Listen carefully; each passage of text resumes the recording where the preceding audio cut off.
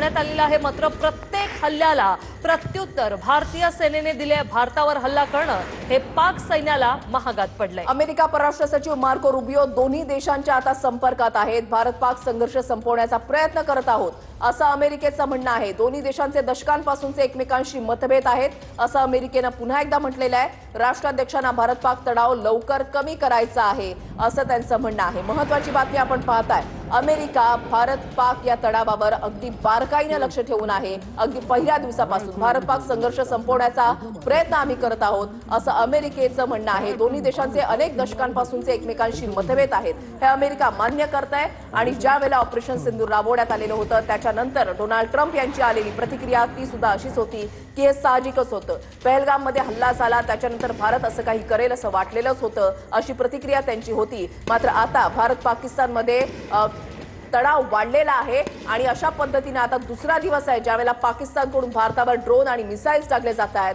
आणि आता भारताकडून सुद्धा त्याला ज्या पद्धतीने चोख प्रत्युत्तर दिलं जात आहे त्याच्यानंतर तणाव आणखीन वाढलाय आणि त्याच्यामुळे आता अमेरिका ही मध्यस्थी करण्याचा प्रयत्न करत आहे। पाकिस्तानकडून भारताच्या 26 शहरांवर ड्रोननं हल्ल्याचा प्रयत्न झालेला आहे।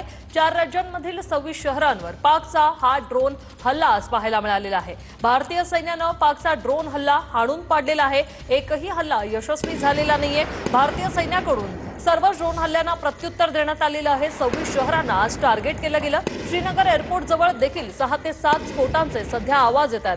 तर ब्लॅकआउट्स देखील अनेक ठिकाणी केले गेलेले आहेत। कच्छ, पठाणकोट, पाटण, गुरदासपूरमध्ये देखील, तर बडगाम, होशियारपूर, अवंतीपुरा, फिरोजपूरमध्ये ब्लॅकआउट करण्यात आलेलं आहे।